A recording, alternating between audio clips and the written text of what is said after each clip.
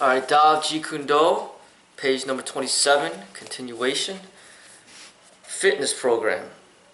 Alternate splits, push-ups, running in place, shoulder circling, high kicks, deep knee bends, side kick raises, twisting sit-ups, waist twisting, leg raises, forward bends.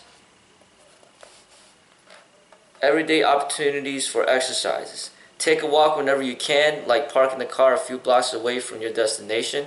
Avoid taking the elevator, climb the stairs instead. Cultivate your quiet awareness by imagining an opponent attacking you while you are sitting, standing, or lying down, etc. And counter that attack with various moves. Simple moves are the best. Practice your balance by standing on one foot to put your clothes or shoes on, or simply stand on one foot whenever you choose.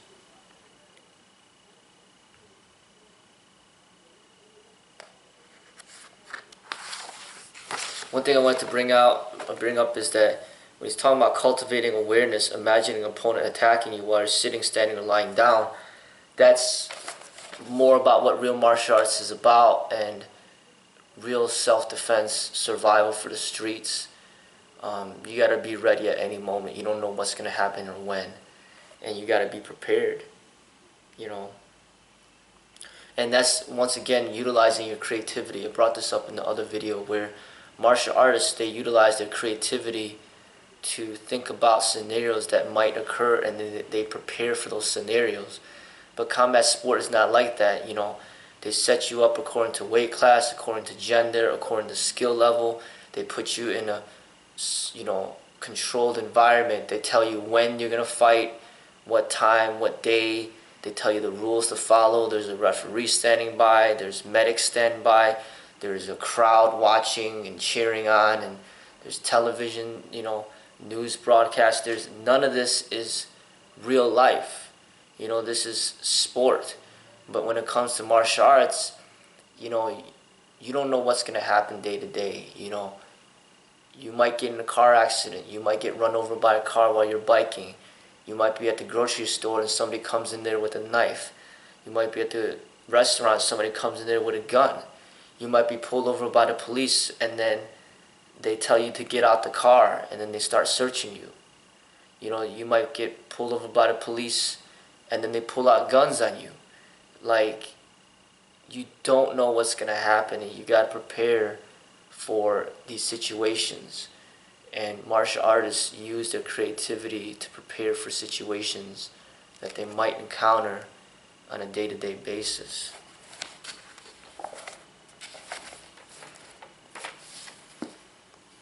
Supplementary training. Sequence training. Sequence 1, Monday, Wednesday, and Friday. Jump roping, forward bend, cat stretch, jumping jack, squat, high kick. Sequence 2, Tuesday, Thursdays, and Saturdays. Groin stretch, side leg raise, jump and squat, shoulder circling, alternate splits, leg stretch.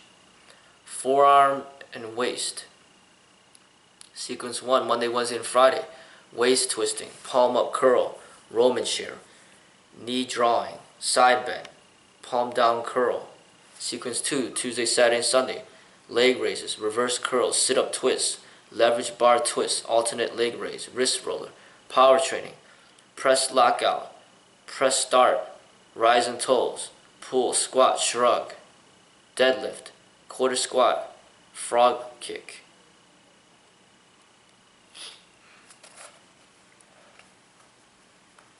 Warming up. Warming up is a process which elicits acute physiological changes that prepare the organism for strenuous physical performance. Important. To gain the greatest benefit from the warming up procedure, the exercises should imitate as closely as possible the movements which are to be used in the event.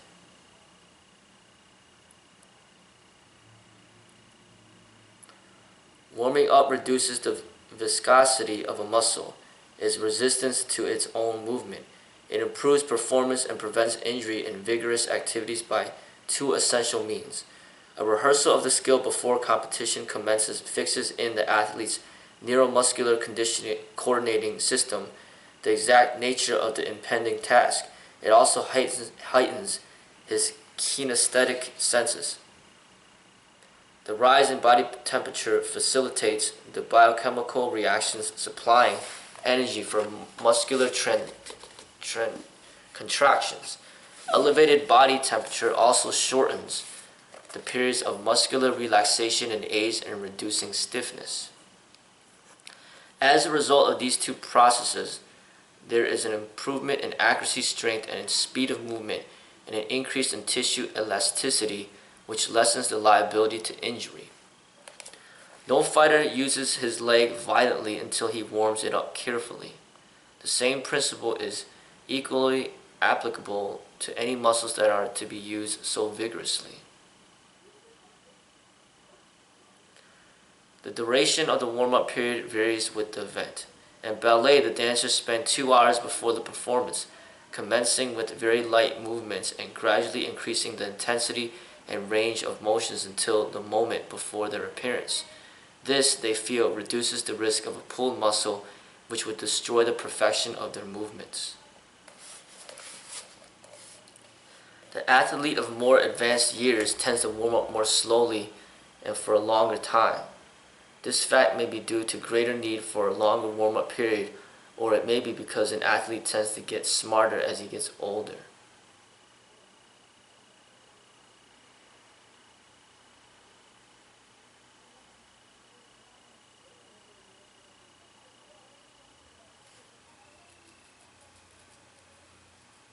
Proper posture is a matter of effective interior organization of the body, which can be achieved only by long and well-disciplined practice.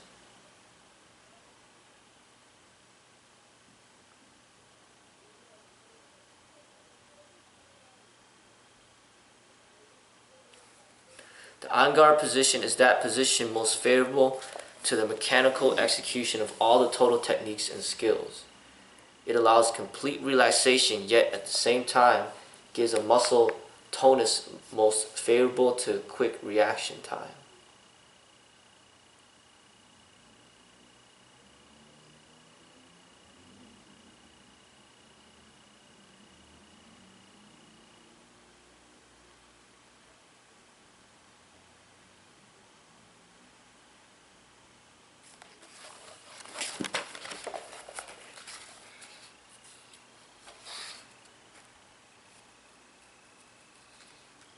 The JKD right lead ready position. Springiness and alertness of footwork is the central theme. The left heel is raised and cocked, ever ready to pull the trigger and explode into action. You are never set or tense, but ready and flexible.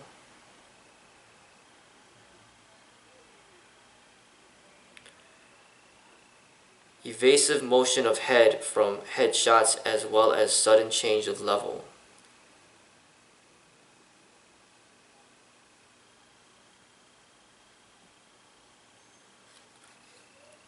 Right shoulder slightly raised and slightly dropped. Chin to protect right side of face. Right elbow protects the center and right side of the body. Right knees turn slightly inward from groin protection. Right heel turns slightly outward. It is the major weapon kicking.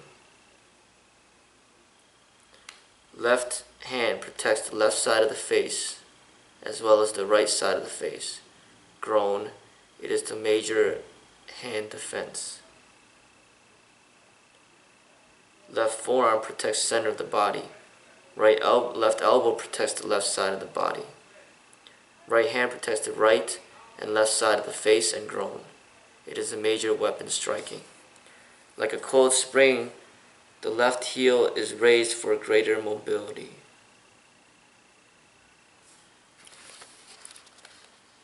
A correct posture does three things. It ensures for the body and its several members a position which is most mechanically favorable for the next move.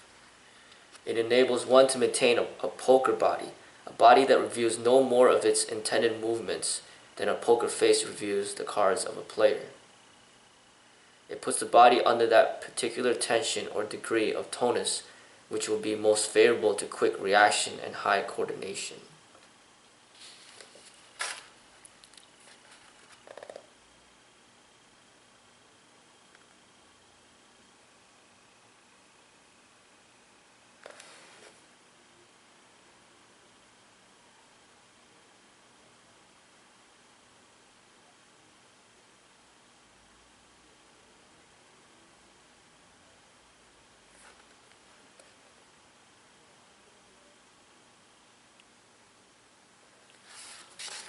The position adopted should be the one found to give maximum ease and relaxation, combined with smoothness of movement at all times.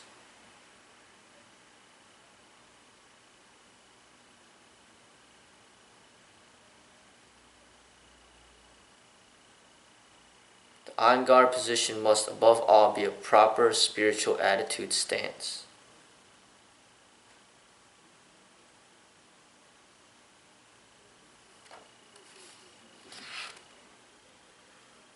The head. In Western boxing, the head is treated as if it were a part of the trunk, generally with no independent action of its own. In close-in fighting, it should be carried vertically, with the point of the chin pinned to the collarbone and the side of the chin held against the inside of the lead shoulder.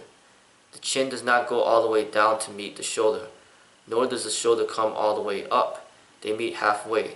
The shoulder is raised an inch or two and the chin is dropped an inch or two.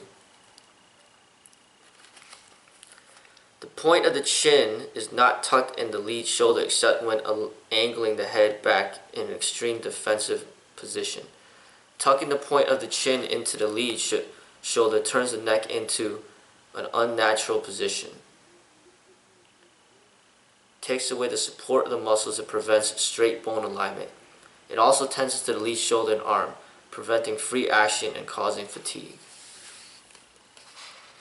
With the chin dropped and the pin tight to the collarbone, the muscles and bone structure are in the best possible alignment, and only the top of the head is presented to the opponent, making it impossible to hit on the point of the chin.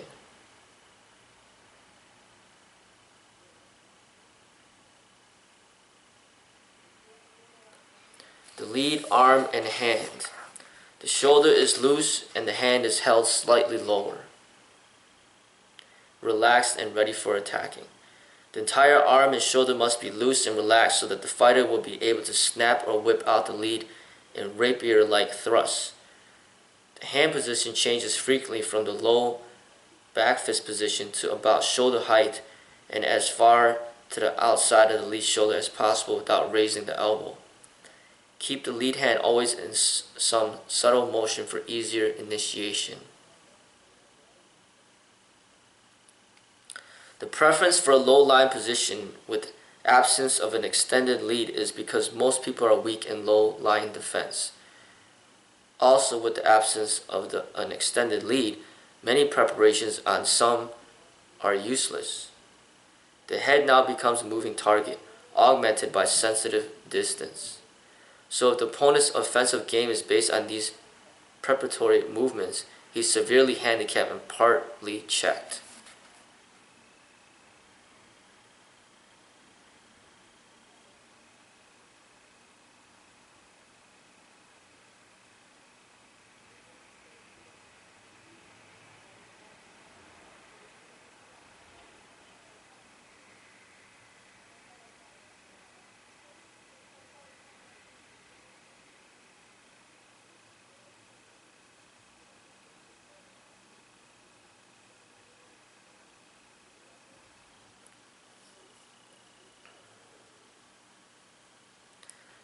The elongated guard can prove a dangerous weakness in both attacks and defense. In attacks, this necessitates withdrawing the arm, thus telegraphing, unlike a coiled spring.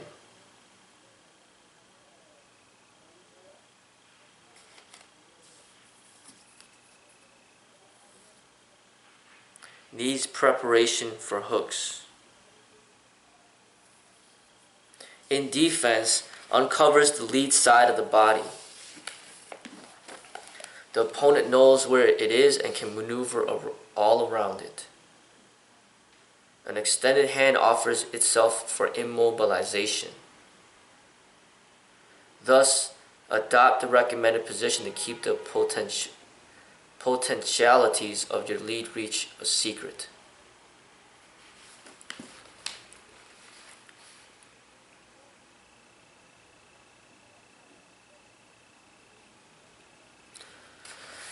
The rear arm and hand.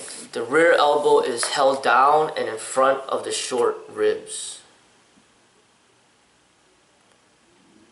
The rear forearm covers the solar plexus. The open palm of the rear hand faces the opponent and is positioned between the opponent and the rear shoulder, in line with the lead shoulder.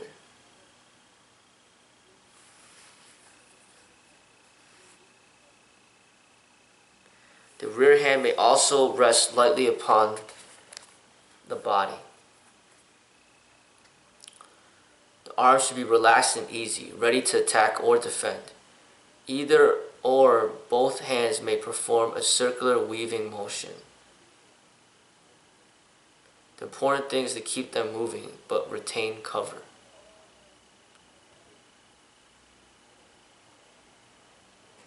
The trunk. The position of the trunk is controlled primarily by the position of the leading foot and leg. If the leading foot and leg are in the correct position, the trunk automatically assumes the proper position. The one important thing about the trunk is that it should form a straight line with the leading leg. As the leading foot and leg are turned inward, the body rotates in the same direction, which presents a narrow target to the opponent. If, however, the leading foot and leg are rotated outward, the body is squared toward the opponent, presenting a large target. For defensive purposes, the narrow target is advantageous, while the square position lends itself better to some attacks.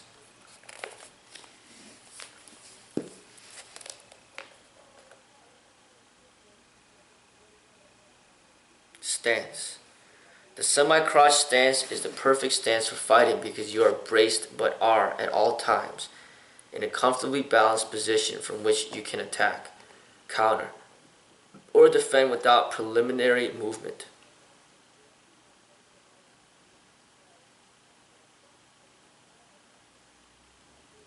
This stance may be referred to as the small facet bent knee stance.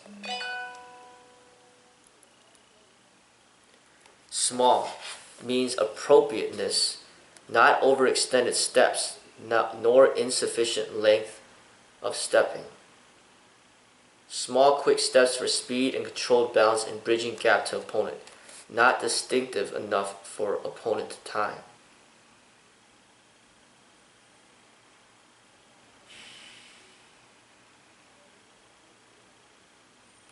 Phasic, a stage or internal in a development or cycle, not still or static, but constantly changing. Bent knee ensures readiness in motion at all times. The pattern of bent knees, crouched trunk, slightly forward center of gravity, and partially flexed arm is characteristic of readiness in many sports.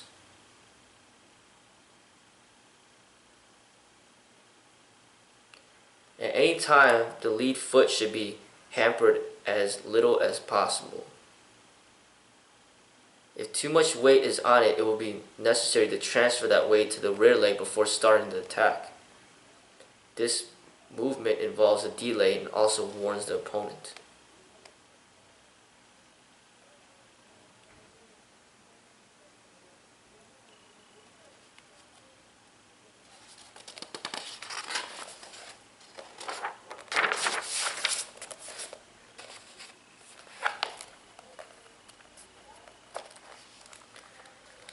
Fundamental positioning as the foundation. Fundamental suggests simple but effective organization of oneself mentally and physically.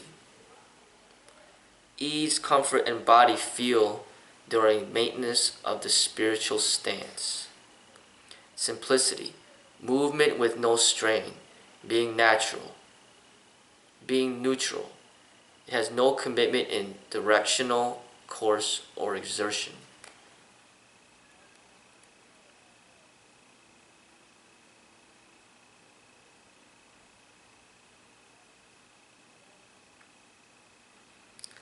Positioning suggests a state of movement as opposed to a static position, an established form or attitude. repositioning, especially with small phasic movement, resulting in further disorganization of the opponent's sustained watchfulness. Adaptation to opponent's watchfulness.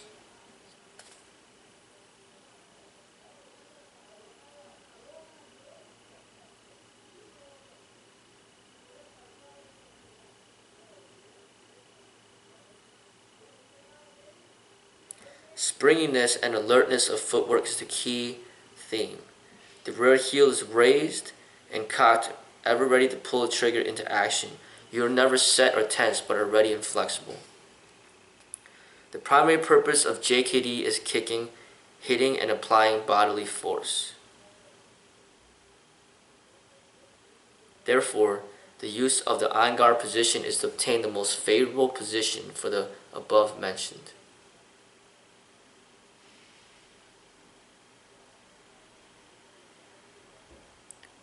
To hit or to kick effectively, it is necessary to shift weight constantly from one leg to the other. This means perfect control of body balance. Balance is the most important consideration in the on guard position.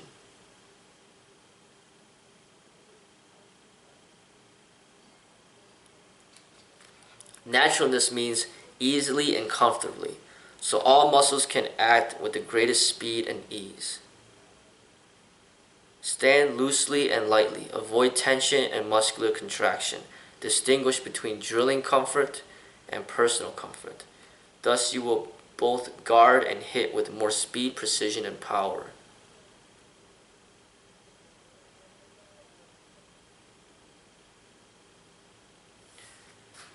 You are all back, elbows, forearms, fists, and forehead. You look more on the order of a cat with his back hunched up and ready to spring, except that you are relaxed. Your opponent hasn't much to shoot at. Your chin is tucked between your shoulders. Your elbows protect your sides. You are partially contracted in the middle. The on guard position is the safest position.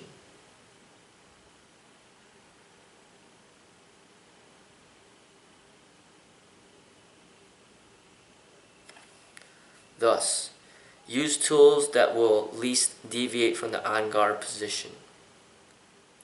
Practice instantaneous explosion from neutrality and retain neutrality and commitment, all into one constant smooth flow.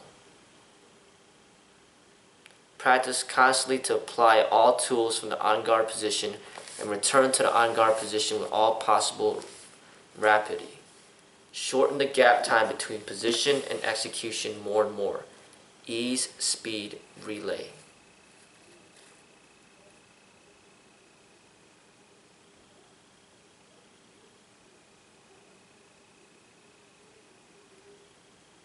Above all, do not lay down restricting rules.